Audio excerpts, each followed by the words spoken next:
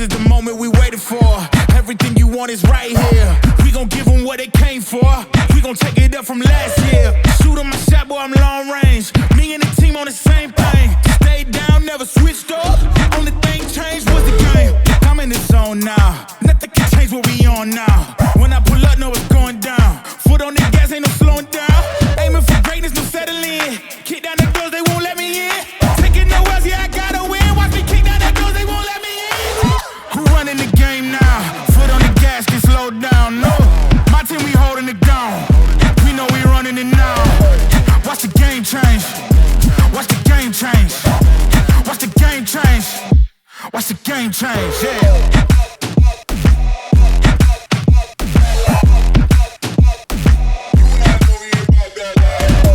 Watch the game change. Watch the game change. Watch the game change. Watch the game change. I do not gamble, but bet on me. Tell them that's life, yeah, it's still love it. I'm taking a shot for my enemies. I can't waste no more time on my energy. I know they know I got it on lock. Go against me, that's a long shot. Cause I'm counting wins all around the clock. Never doubt me, boy, I don't stop. Who do you feel when they make you the monster? I am not scared of none of you imposters. Taking the lead now while they watching. Think you should leave now while the option. Taking no else, yeah, I gotta win. Watch me kick down the doors, they won't let me in. Who running the game now? Foot on the gas, can slow down, no. Welcome to another edition of the It's Cavalier podcast. It's your boy Mac. We are just about 1 week shy of Cavs Media Day and the start of training camp. This season is so close and I cannot wait to see some of these guys in action. I want to see some of these shiny new toys get to work. But today we will be beginning a 3-part series centering around my individual expectations for the position groups. Now I recognize that there is a lot of overlap and versatility on this roster for certain positions. So what we are going to do is break this into 3 separate categories. And in a league that is becoming increasingly positionless, it can be very difficult at times to categorize a particular player. So we're going to categorize them based on where they played the most minutes at the prior season if possible. However, I do understand that that will not be possible for certain players, i.e. the rooks. So for players like Luke Travers or Jaylen Tyson, I'm going to just throw them where I feel like they're going to play the most minutes at this year. It doesn't mean I'm right, doesn't mean I'm wrong, it's just where I'm grouping them. And so today we will discuss the guards, perhaps the largest contingent of players on the team. There are so many to choose from, but I'll save the best for last. We will begin with the rook, Jaylen Tyson.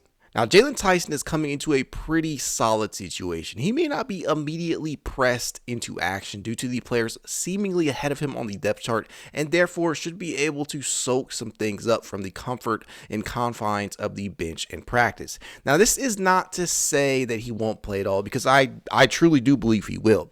I believe in him a lot. I'm actually pretty damn high on him, to be honest.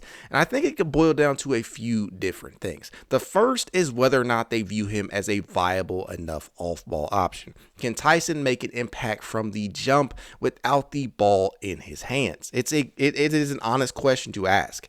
Now, there is data at the collegiate level to suggest that it's in the realm of possibility. After all, Tyson graded pretty high in numerous categories associated with off-ball duties in his short stint with Texas Tech. Now, some of these percentages and percentiles, they really show you just how effective he was in that role. For instance, he was in the 97th percentile in cutting efficiency. He was in the 90th percentile in catch and shoot efficiency. That, to me, is very important. 94th percentile in transition, also another important aspect, especially considering Kenny Atkinson and how much the pace is due to increase. And in the 88th percentile at the rim. So we know that he is a solid finisher. That, to me, speaks volumes about his off-ball viability.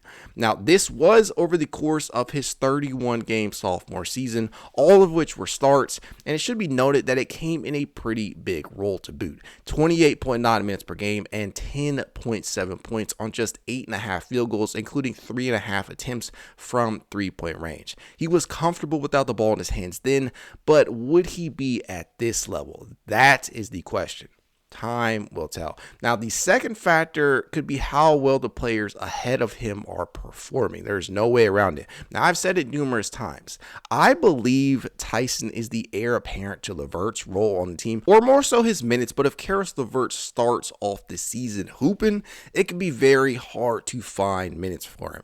Ditto for the likes of Max Strus and the recently signed Isaac Okoro, for different reasons, obviously. Now, of course, all of that is assuming he begins his career in a mostly off-ball role. Now, if the Cavs want to get him some on-ball reps, they will have to do so without stripping another deserving candidate of minutes. And I know this may sound funny, but I do think Darius Garland and Donovan Mitchell will technically occupy most of those minutes anyways.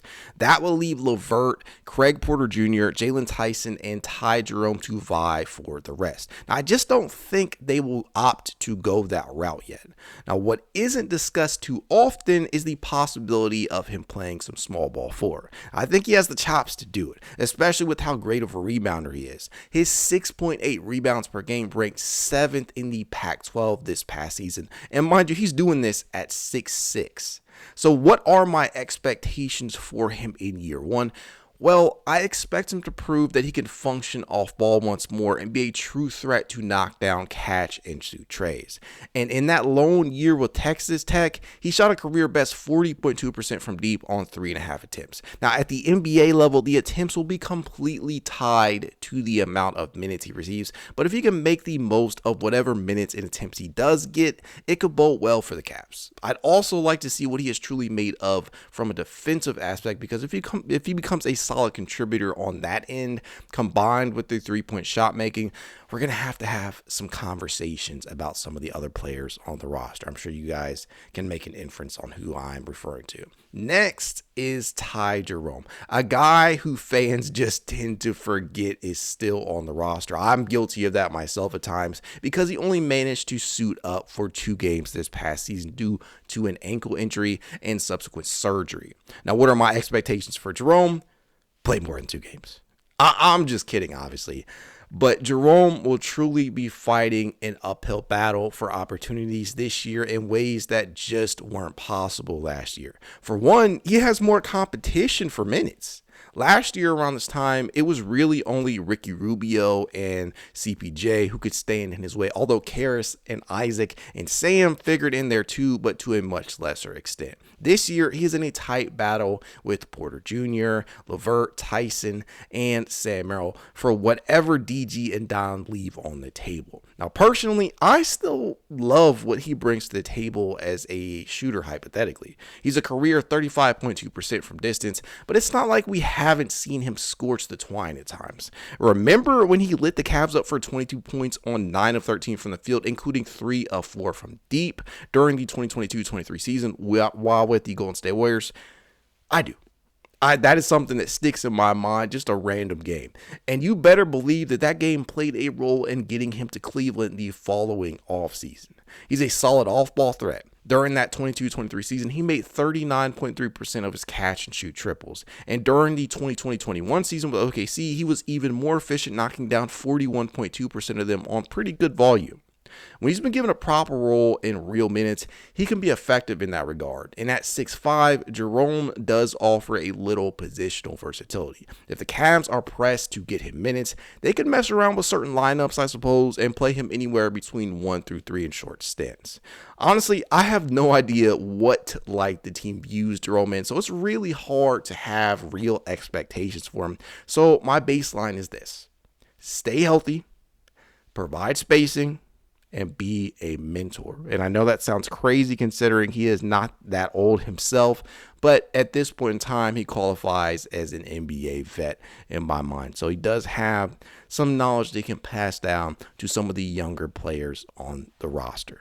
And now we get to Sam Merrill, a player who I think might be the perfect fit for what Kenny Atkinson appears to want to do offensively. And not to quote Chris Collinsworth or anything, but here's a guy who I believe is due for a real breakout. And mind you, Merrill is coming off a campaign that honestly could already be viewed as a breakout, considering he put up 8 points per game and shot 40.4% from three-point distance on 5.8 attempts per game. That's some pretty damn good volume. What's better is his production as a catch and shoot specialist. He can 43.8% of his catch and shoot triples on very high volume. He's a legitimate sharpshooter of the highest order. Now, his 143 triples were the 23rd most in Cavs single season history, and his 2.34 triples made per game are actually the 10th best mark in franchise history as well. He's doing this from the bench in just 17.5 minutes per game. That is unreal, folks.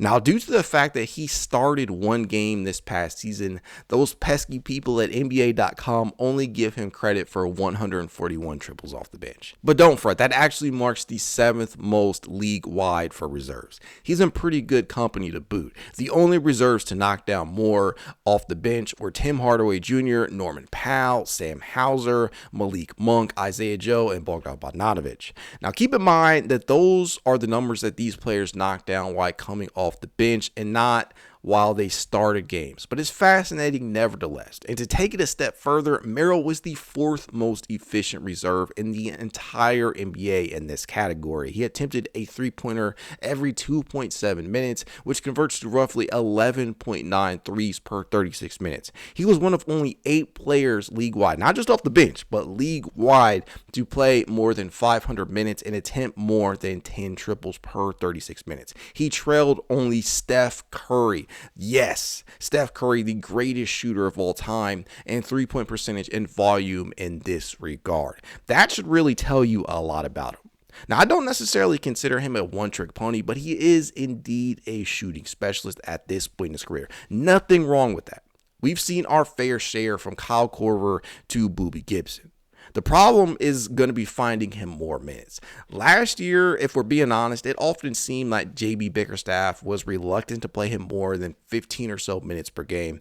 And what the minutes per game total doesn't necessarily tell you is that he actually went through periods of either inactivity or a lack of consistent minutes. Case in point, from October 25th, which is the start of the season, to December 18th, a stretch spanning 27 games, Merrill actually only made 14 appearances and saw less than 15 minutes per game in 10 of them. He racked up 11 DNPs during that stretch as well. And there are other periods throughout the season where he suffered through inconsistency in terms of minutes.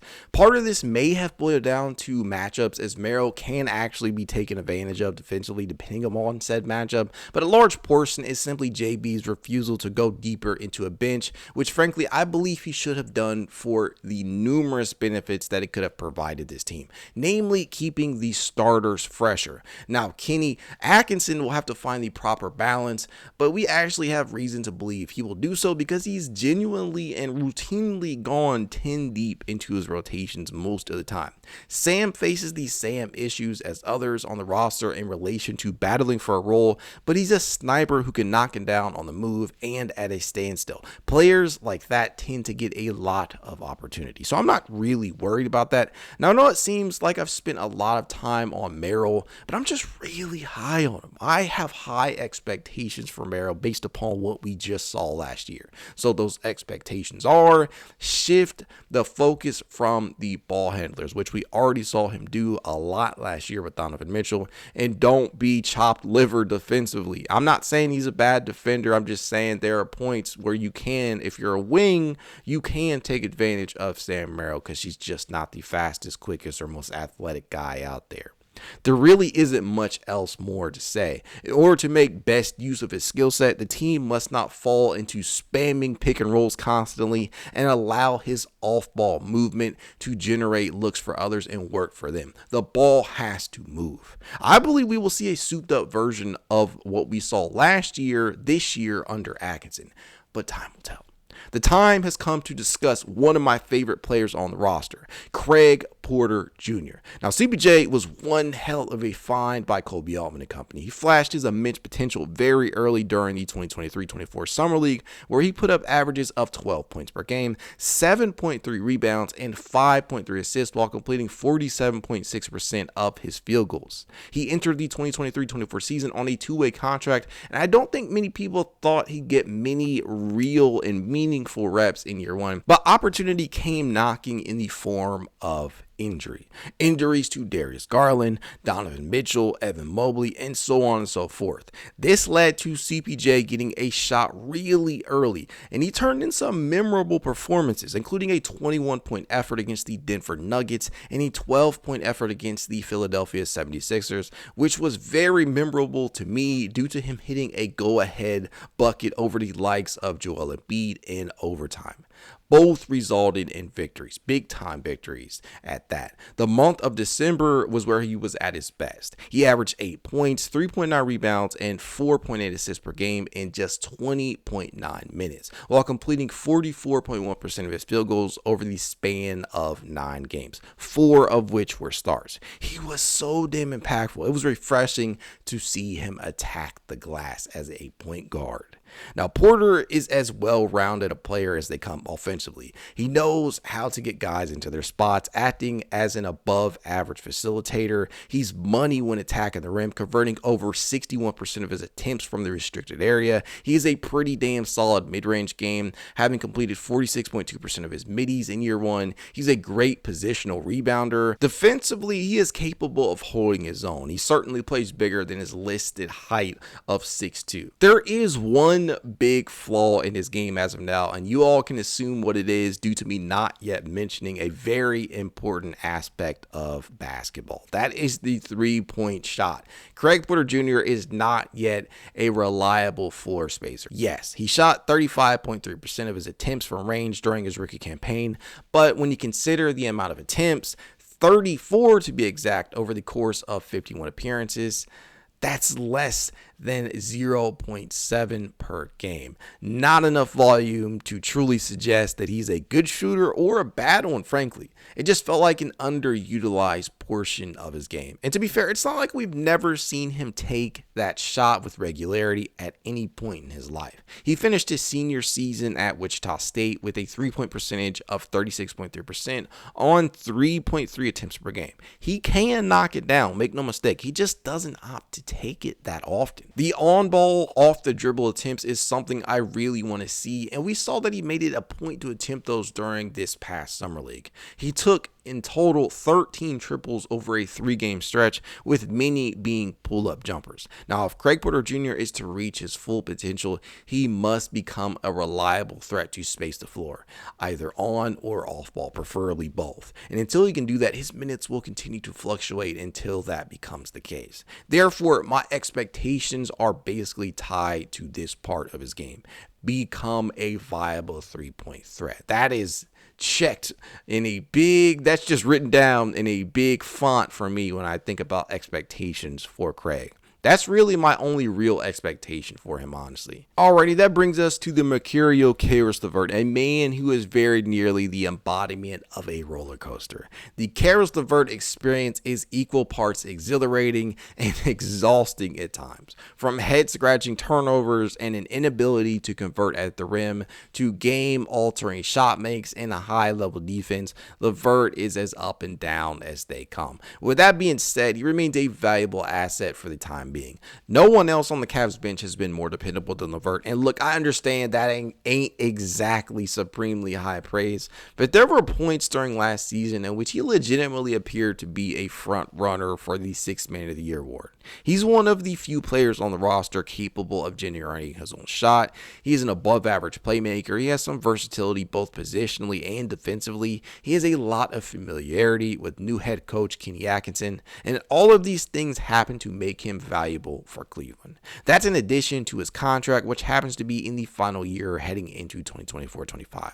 Now, if you put a gun to my head and ask me whether or not I believe this will be his final year in the wine and gold, I'd probably tell you that it would be, but that's not the conversation that we're here to have today. We are here to talk about expectations, and my expectations for LeVert revolve heavily around consistency, something that he has often struggled with for the duration of his career. Be consistently impactful and efficient. That is my expectation for LeVert at this time. LeVert's shooting splits on a monthly basis were all over the place in 2023-24. He shot 42.1% from the field in November, including a frigid 28.3% from range. He followed that up by shooting 41.1% and 35.4% respectively in December. He was at his best in the month of January, shooting 44.9% from the field, including 36.8% from range. You know what? He followed that up with two of the worst months of the season, shooting 40.9% from the field in February and 37.5% in March. The three-point percentages in those months were frankly atrocious, 29.8% and 26.1% respectively. And for whatever time that this man has left in Cleveland, all that I ask is that he remains consistently efficient. LeVert literally went from being one of the Cavs' most efficient three-point shooters in 2022-23 to being one of its worst this past season, going from 39.2% to 32.5%. Hot and cold does not even begin to describe this man. This is without even bringing into the equation turnovers. Now, in the month of March alone, he turned the ball over 34 times over the course of just 14 games. That is 2.4 per outing. He's got to take better care of the ball. And to be fair, he did make up for it on the other end. Among the rotation players last year, LeVert actually had the second best assist-to-turnover ratio, finishing with an assist-to-turnover ratio of 2.96. The only player higher was Sam Merrill. Now, if he's consistent and can take care of the ball, he will be impactful. And now we get to the starting backcourt duo of Darius Garland and Donovan Mitchell, two of the NBA's best at their positions. Argue with the wall. Now, I'll be honest, I don't really have any real gripes with Donovan Mitchell. Now, he ain't no perfect player because no player is. He is, however, a bona fide top 15 player in the NBA with fewer flaws in his game than most. I think he would tell you that himself. He's a reliable threat from range, a lethal finisher, dependable in the mid-range area. He's a high-level facilitator, a damn good positional rebounder. To that point, he's actually finished the 2023-24 season with the second most rebounds per game among guards who are 6'4" and under to Ja Morant, who really doesn't even count because he only played 9 games. Now, on the defensive end, Mitchell isn't necessarily a defensive stopper, but he's given more effort since coming to Cleveland, in my opinion. I recognize that steals are not a great argument in any conversation centering around this type of thing, but Donovan quietly averaged the third most steals among guards at 1.8 per game. He's gone from being a net negative defender to being quietly productive to this point in his career. And it's crazy to say that considering he was actually viewed as more of a defensive specialist coming out of his draft. And saying all of that, Donovan Mitchell doesn't have a whole hell of a lot to prove to me, if anything at all. Now, if I do have an expectation for Donovan Mitchell, it's that he build upon his success as a playmaker.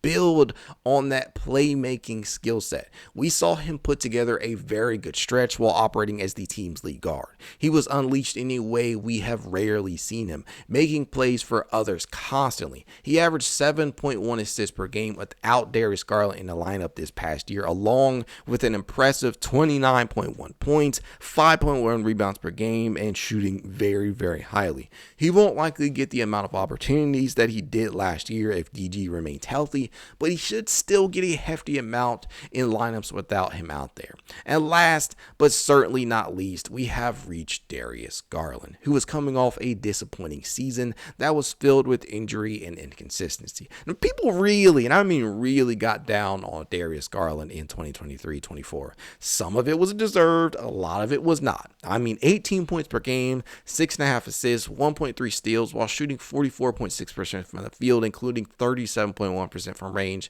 isn't a bad season for most players. Darius Garland isn't your typical player, though. He's just 2 years removed from an all-star selection and 1 year removed from playing like one in another. He's legitimately a top 50 player in the NBA. And Garland remains a very talented young guard. That has not changed. What has changed during the Donovan Mitchell era, perhaps, is his role in standing on the team at times. He went from being the unquestioned leader of the franchise to becoming a glorified sidekick with the arrival of Mitchell. Nothing wrong with that. Mitchell is the superior player after all. That does not take anything away from Garland. At his best, he provides an impactful balance of facilitation and scoring. At his worst, he's a turnstile on defense who turns the ball over at an alarming rate while being unable to score efficiently. I choose to believe that the Darius Garland that we saw in 2023-24 was an anomaly. I choose to believe that he is still that all-star level point guard and will return to that level of play during the 2024-25 season. Therefore, my overall expectation is for him to get back to that level. Now, on a smaller scale, if forced to nitpick, I have a few different things I liked him to focus on this season under Kenny Atkinson. Be assertive, stop deferring so much to Donovan. I'm so tired of seeing that. Get back to being an efficient off-ball shooter and show up in the playoffs. That part right there, that last thing, that's probably the most important thing for me. I don't give a damn anymore about the regular season. We have seen this team elevate at times during the regular season. I need to see them do this. And specifically, I need to see Darius Garland do this in the playoffs. Darius Garland has always been a pretty solid shooter from three-point range. He's a career 38.4% shooter from beyond the arc. For the majority of his career, he's been efficient with his off-ball opportunities, especially as a catch-and-shoot specialist. 2023-24 wasn't kind to him in that regard, though. He shot just 35% on catch-and-shoot attempts from distance. That's a stark contrast from the 44% that he completed in 2022-23. In order for him to be at his best when he doesn't have the ball in his hands, he must render himself a reliable off-ball shot maker once more. In addition to that, perhaps the biggest expectation for him is to finally show up and perform during the duration of a postseason.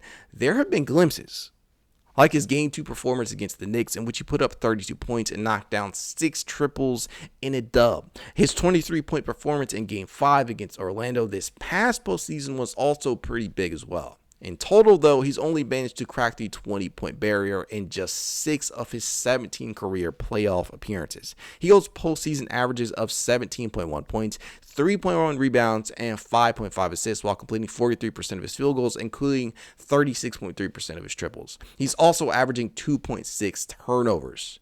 The time has finally come for the star guard to put up or shut up in the playoffs, frankly. That's why he's making the big bucks after all. I fully expect him to do that this season, or at the very least, I sure hope that he does.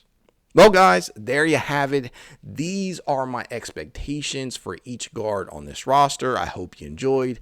As I always tell you guys, if you'd like to reach out to me, you know how you can. It's Cavalier_pod on Twitter, TikTok, Instagram, YouTube, and more. If you want to support the podcast in a small but helpful way, consider becoming a member over on Patreon. The link will be in the description. Go Cavs.